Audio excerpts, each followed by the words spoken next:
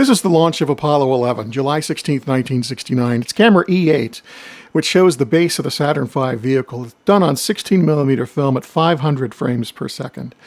Now, this particular camera was started at 5 seconds prior to liftoff. Now, at this speed, what you're going to see in this full 8 minutes and 22 seconds is about 30 seconds worth of actual time. Here, ignition sequence start is already started, and the kerosene and liquid oxygen is mixing. The F1 engines were started by bursting a hypergolic cartridge, which spun up the turbines to start driving the propellants into the engine.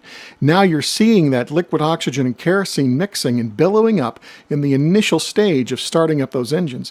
Now, when it reached full thrust and started to get thrust from those 5 engines, 7.5 million pounds, you see how it sucks all the material back down underneath the vehicle. And that was because now all of that material is going at a tremendous speed and being pushed out into the flame trench, and it just sucks all of that material back down. On the right, you see 2 tail service masts. There's a third one on the other side of the vehicle, and around the vehicle you also see 4 hold-down arms. Now, the vehicle sat on those hold-down arms. There was a mechanism inside there that held it onto the launch pad until liftoff. At T-0, those would release after they got the proper signal from the engines that all 5 engines were running properly. It would release, and as soon as it released, those tail service arms would move, and all the mechanisms would go up into a hood underneath those hoods so that they would be protected from the exhaust of the engines. You see ice coming down now off the vehicle. You know that the space shuttle is real concerned about debris coming off the external tank, which is insulated. And the reason for that is the thermal protection system on the space shuttle, which sits on the side, is very delicate and can't be hit by that much. But the Saturn V had no such problem. So the Saturn V's liquid oxygen tank on the first stage wasn't insulated, so you get a lot of ice coming off of it when it hits the vibration. Now you see liftoff has happened, the tail service masts are pulling back up into the hoods, the F1 engines are coming up, and you see that dark band of gas that's coming out of those engines all around, and then you'll see it get to the really bright part. Now that cool gas, it's cooler gas is the reason it's dark, that's coming from the turbine exhaust. And the turbine exhaust is dumped into the engine around the inside of that nozzle so it would be cooler and would act as something of an insulator on that nozzle extension so it wouldn't get too hot. That central gas is what's coming out of the engine injector where the liquid oxygen and the kerosene's being mixed together, coming out of that injector. Now on the tail service masts and on the hold-down arms, in fact, even over here on the left-hand side in the corner of the tower, you see a whitish material that it's painted. That is actually a material that was designed to burn and char. And trying to protect this material so that the launch installation so that it would get a minimum of damage from a Saturn V launch, they painted these particular tail service masts and hold-down arm covers and the corners of this tower with this ablative kind of paint.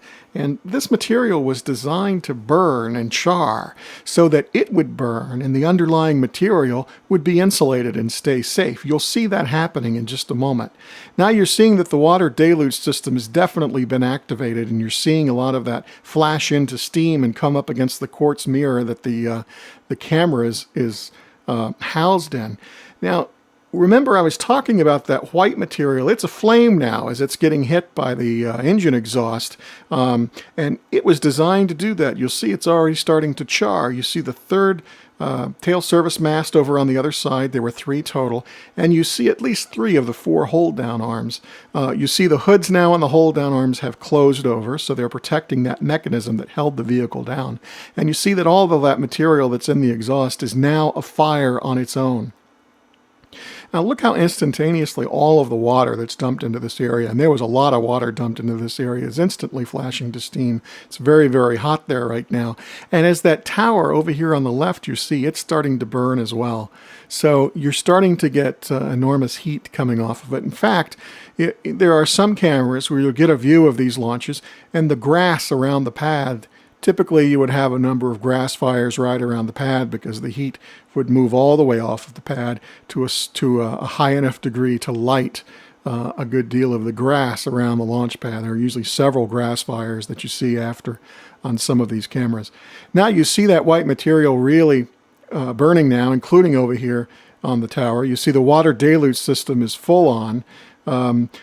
At this point, the vehicle would have cleared the tower, but the exhaust from those 5 F1 engines was long enough to still be impinging on the launch pad, even at this point. All of the white area you see, which is a flame, is that char material.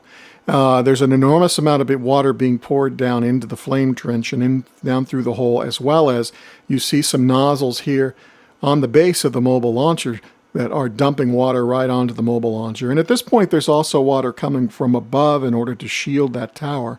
So there's an awful lot of water coming down onto the pad now. Now you'll start to see a lot of this water and debris, as the vehicle has moved away, start to swirl around, some of it getting on the quartz window of the camera. You're seeing the burning of the insulation material start to go away. And you're also seeing a good deal of the steam coming off that's not being blown away the way it was by the exhaust. And you're getting a better idea of just how much water is being dumped onto this. And still, it's so hot that it's flashing a good bit of it into steam. Now, pretty much all of the char is done. There's no longer impingement going on from the vehicle. The vehicle has moved up away from the tower and has started its trajectory out over the ocean. You still see a good bit of debris occurring. Now this launch happened at 9:32 in the morning, so it's really pretty bright here, but the camera exposure was set so as to be able to see as much detail as it could while the engines were being started and moving up. So it starts to get a little bit darker after the engines are out. And you're starting to see a lot more of the water coming down on top of the window in the housing. So this was the launch of Apollo 11, the first manned lunar landing from the corner of the tower on the mobile launch platform.